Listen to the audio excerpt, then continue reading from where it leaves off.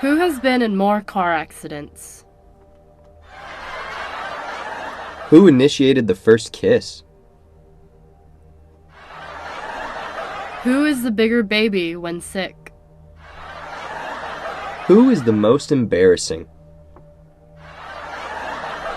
Who is the better half?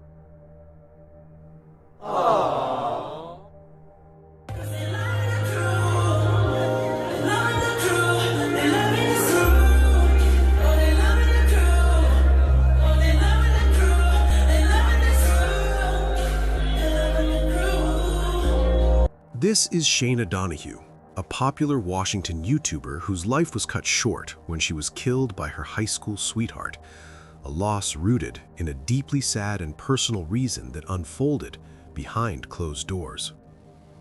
In the early morning hours of May 29, 2020, police were called to an apartment on the 2900 block of N Street Southeast, Washington, D.C., after a welfare check revealed something was terribly wrong.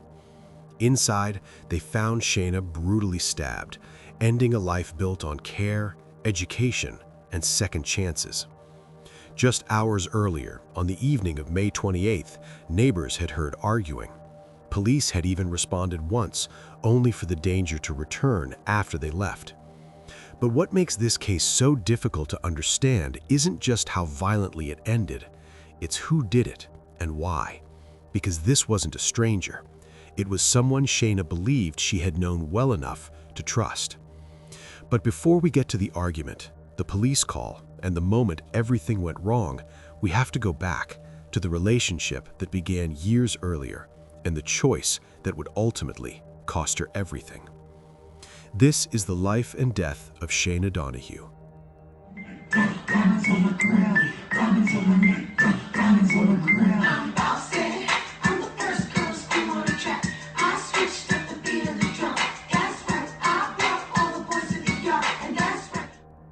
Born on May 19, 1994, Shaina Donahue was born and raised in Washington, D.C., a city that shaped not just where she lived, but how she saw the world. While her exact birthday was never widely publicized, those closest to her describe a childhood grounded in family, familiarity, and a deep sense of place. Shaina didn't grow up feeling disconnected from her community. She grew up inside it, watching it, learning its patterns, and quietly absorbing both its strengths and its struggles. And even early on, there was something she noticed that would stay with her. Growing up, Shaina witnessed several members of her family struggle with diet-related illnesses. These weren't distant observations, they were personal, lived experiences that shaped how she understood health, access, and inequality. She saw firsthand how food choices weren't always choices at all, especially in underserved communities. That awareness settled into her long before she ever stepped into a classroom or stood in front of a camera. And little did she know, those early observations would become the foundation of her life's work. As Shaina moved through school, she wasn't loud or attention-seeking, but she was focused, purpose-driven. She carried herself with intention, especially when it came to her education. That focus led her to the University of the District of Columbia, where she chose to study nutrition and dietetics, a decision that felt less like career planning and more like alignment. She wasn't studying nutrition to build a resume, she was studying it to fix a problem she had been watching her entire life. During her time in college, Shaina immersed herself in community-based programs that reflected her values. In 2015, she joined Food Corps, working directly with children and schools to promote nutrition education and food literacy. A year later, she became involved with Fresh Farm, expanding her reach across Washington, D.C., particularly in Wards 6, 7, and 8, areas often overlooked when it came to access to healthy food and education. And this wasn't surface-level work. Shaina taught children how to cook, she taught them how to grow food in gardens, and she taught them why nutrition mattered, not as a rule, but as a form of care. She often spoke about how meaningful it felt to teach children the very lessons she herself had never been taught in school. To Shaina, education wasn't just about information, it was about empowerment, about giving people tools early enough to change their futures. But while Shaina was shaping young minds during the day, she was building something else at night. Outside of classrooms and community gardens, Shaina had another space where she reached thousands: YouTube. Under the name Nap Queen, she documented her natural hair journey with honesty and patience, inviting viewers into a process rather than selling them a result. Her channel steadily grew, eventually reaching more than 26.7 thousand subscribers, many of whom saw her not as an influencer, but as a guide. Her videos weren't rushed, they weren't performative, they were calm, instructional, and deeply personal. Shaina talked openly about maintenance, setbacks, growth, and self-acceptance. Back with another tutorial. I'm actually fine with how my hair is right now. This is how I wear my hair day to day.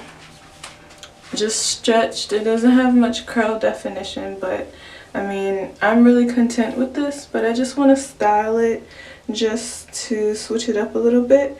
And I'm going to be using perm rods again. I just want to show you guys, you don't have to spend so long just to roll your hair. Remember when I first started and I braided it down this much, and then I just made the 3 strands too. She answered questions, she shared mistakes, she encouraged people to move at their own pace. In a space often dominated by perfection and sponsorships, Shaina's authenticity stood out. And soon enough, people weren't just watching her, they trusted her. You can't look at one person's hair and think that, oh, this works for them, so it's definitely going to work for me. No. This whole process is trial and error, and once you go through those trials and figure out what works for you best, nobody can tell you nothing. You know your hair and you know how to grow it, so become an expert on your own hair and know what it needs and know what's bad for it. And once you know that, your hair can grow to any length you want it to. Be mindful what your hair needs, give it what it needs, and then try to deal with it. That really sounds like I'm talking about a person.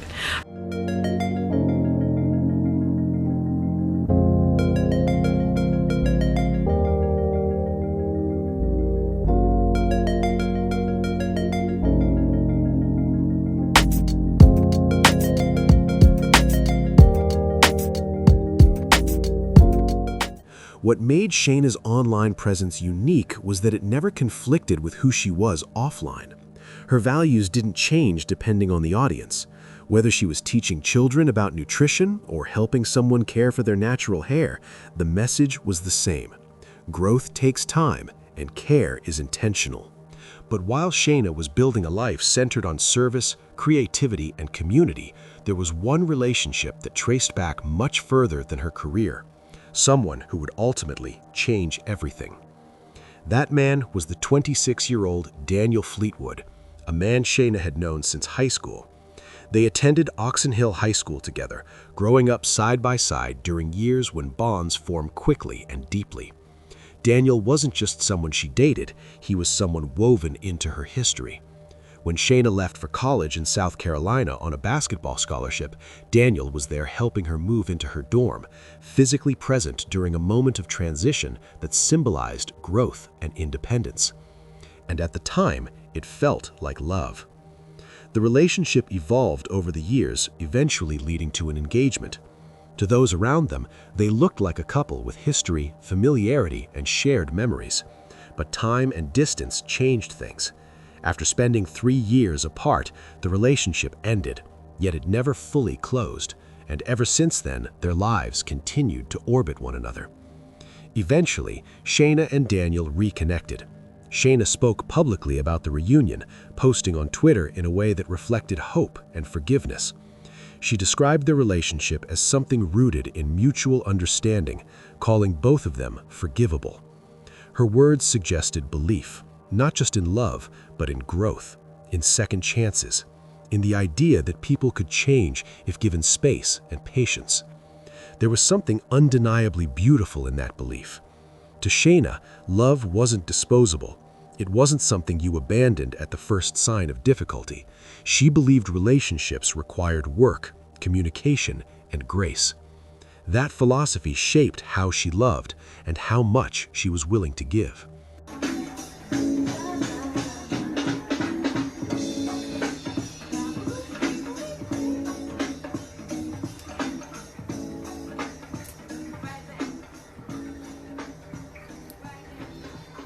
Eventually, Shaina allowed Daniel to move in with her. From the outside, it may have looked like a natural next step, but behind the scenes, there were concerns. Colleagues would later reveal that Shaina had previously confided in them about issues in the relationship. She had already called off the engagement. There were moments of tension that didn't sit right. Still, Shaina didn't frame those concerns publicly. Instead, she carried them quietly, continuing to believe that history, familiarity, and understanding could outweigh the past. Daniel did not have a criminal record at the time, and there was nothing outwardly visible that marked him as dangerous. And that absence made it easier to hope. At this point in her life, Shaina did not have children of her own, but she spoke about the future often, about stability, partnership, about building something rooted in shared values. Her work with children only strengthened that vision, reinforcing her desire to nurture, protect, and educate. Yet, despite the fullness of her life, her career, her creativity, and her purpose, there was a growing tension inside her home. Not dramatic, not constant, but unresolved. And unresolved patterns have a way of resurfacing when least expected. By late May 2020, Shaina was still moving forward. She was balancing her work, her online community, and her personal life the best way she knew how. She had plans, she had goals, she had people who relied on her presence. But the foundation she believed was stable was quietly shifting. Because sometimes the most dangerous moments don't arrive loudly. Sometimes they arrive after familiarity settles in, after hope stretches thin, and right before an ordinary night becomes something else entirely. On the evening of May 28, 2020, Shaina was inside her apartment in Washington, D.C., sharing the space with Daniel Fleetwood. It started like any other night for the couple. At least, that is what it seemed in the beginning. But as the night progressed, a disagreement sparked between the couple. The exact words exchanged that night were never fully documented, but investigators confirmed that an argument escalated behind closed doors, one rooted in an already fragile relationship. And little did anyone outside that apartment know, the situation was already spiraling. At some point that night, voices were raised. The argument grew louder, more intense, no longer contained within the walls of Shaina's home. Neighbors later reported hearing a heated confrontation coming from the apartment, enough to alarm them. But there was one problem. No one inside called for help. Instead, it was a neighbor who dialed 911, reporting the disturbance and expressing concern over what they were hearing. Officers of the Metropolitan Police Department responded to the apartment that night. However, when police made contact, the situation appeared to have quieted. And just when it seemed like the danger had passed, the night took a darker turn. Because soon after the police left, the argument continued. At some point, Shaina got tired of them arguing that she had ordered Daniel to leave their apartment, and that confrontation turned physical, with both of them pushing one another. But what happened after that is where the timeline becomes critical. Sometime later, Daniel left the apartment. Shaina did not. As the night stretched into early morning, the apartment fell quiet. No calls for help, no movement, just silence behind a closed door. And that silence would not last. In the early hours of Thursday, May 29, 2020, a neighbor went to check on Shaina. What they found immediately changed everything. Shaina Donahue was discovered inside her apartment, lying on the floor near a glass table. Her body was curled into a fetal position. She had suffered multiple stab wounds to her neck, stomach, right bicep, right thigh, hip, and shoulder blade. Investigators also documented bite marks on her right wrist. The apartment itself told the rest of the story. Blood was found on the door, on the walls, on a knife, and on a pair of scissors. It was only after processing the scene that investigators understood what they were looking at. This was not a brief altercation. It was a sustained and violent attack that unfolded over time. And then, as officers were still inside the apartment, another shocking development unfolded. Minutes later, Daniel Fleetwood returned, He was wearing blood-stained clothing. He asked to speak with Shaina, and he told officers that after he did, he would explain everything.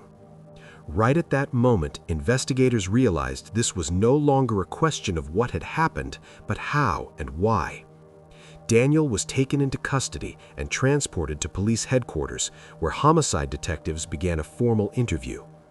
During questioning, he admitted that an argument with Shaina had taken place the night before. He claimed she stabbed him first with a pair of scissors, and that he took the scissors from her in what he described as self-defense.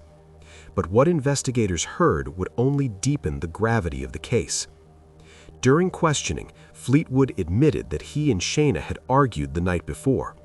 He claimed she ordered him to leave and that the confrontation escalated into pushing. According to his account, Shaina stabbed him first with a pair of scissors. He told detectives he took the scissors from her and continued the altercation. But then, his explanation crossed a line. Fleetwood admitted that Shaina eventually stopped fighting back and that he continued anyway. He described feeling overtaken by something inside him, referring to it as a demon. He told detectives that after killing her, he felt alive. He also admitted to drinking alcohol and using marijuana prior to the altercation. It was only after hearing his own words that the direction of the case became unavoidable. Daniel was formally charged with first-degree murder while armed, one of the most serious charges under DC law. Prosecutors argued that the evidence, combined with Fleetwood's own admissions, demonstrated intent, control, and sustained violence rather than self-defense. But just when it seemed the case would move swiftly forward, another battle began. At his initial court appearance, Daniel's defense attorney argued that the killing was an act of self-defense, emphasizing that Daniel had no prior criminal record and framing the incident as a domestic dispute that spiraled out of control. The defense asked for his release, pointing to his lack of arrests and alleged injuries. However, the judge was not persuaded. After reviewing the charges and the circumstances surrounding Shaina's death, the court ordered that Daniel Fleetwood remain held in DC jail, citing the severity of the allegations and the danger posed. He would stay incarcerated as the case moved toward trial. But justice, as Shaina's family would soon learn, would not be immediate. As months turned into years, the case remained pending. Court dates were scheduled and delayed, motions were filed, arguments were made behind closed doors. For Shaina's loved ones, the wait was agonizing. Each delay meant reopening wounds. Each hearing meant hearing her name spoken in legal terms instead of remembered in life.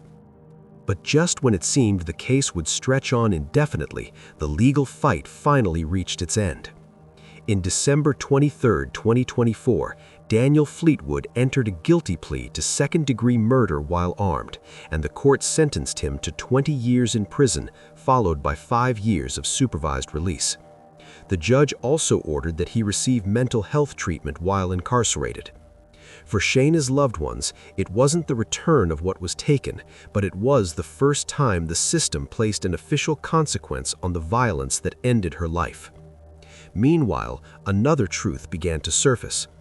Shaina's supervisor at Fresh Farm, Jennifer Mampara, later revealed that Shaina had previously complained to co-workers about Daniel's behavior. Colleagues were stunned to learn that Daniel had moved into Shaina's apartment at all, especially after she had already called off their engagement. Those revelations added a haunting layer to the case, one that suggested warning signs had existed long before that night. But Shaina was no longer here to explain them, and that absence spoke louder than anything else. Outside the courtroom, the public reaction to Shaina's death was swift and deeply emotional. News of her murder spread throughout Washington, D.C., rippling through the communities she had served. Former students, parents, fellow educators, and community organizers shared memories of Shaina's patience, her warmth, and her unwavering commitment to helping others. Her YouTube followers mourned her as well. Many revisited her videos, watching her speak calmly about growth, care, and kindness, words that now carried a different weight. Comment sections filled with grief, disbelief, and anger. People who had never met Shaina felt the loss of someone who had quietly made space for them to feel seen. For many, her death was not just tragic, it was infuriating. Because Shaina had done everything right. She had educated herself, she had given back, she had chosen compassion, and still her life ended inside the home she believed was safe. Her story reignited conversations about intimate partner violence, about how familiarity can mask danger, and about how forgiveness without protection can become deadly. Advocates pointed to Shaina's case as a reminder that abuse does not always look obvious, and that even strong, educated, community-driven women can find themselves trapped in dangerous dynamics. In the weeks following her death, Shaina's family and community gathered to honor her life. On June 13, 2020, a memorial service was held in her memory, allowing loved ones, colleagues, and members of the community to pay their respects. It was a moment of collective grief, one that reflected not only the loss of Shaina's life, but the absence she left in the spaces she once filled. Shaina's final message to the world, posted on Twitter before her death, echoed across those conversations. "If people remember me for anything, they'll remember me for being a genuinely kind person." And that is how she has been remembered, not for the violence that ended her life, but for the purpose that defined it. If there is one thing this story demands of us, it is awareness. Awareness of the signs of abuse. Awareness of how quickly situations can escalate behind closed doors. And awareness that love should never require endurance of fear. If you or someone you know is experiencing domestic violence, help is available. Resources exist, support exists, and reaching out can save a life. Shaina Donahue deserved safety. She deserved peace. She deserved a future shaped by the same care she gave to others. And telling her story, truthfully, carefully, and fully, is one way to make sure she is never forgotten. What do you think about it? Let us know in the comments below. And if you found this story intriguing, please like, share, and don't forget to subscribe for more stories like this.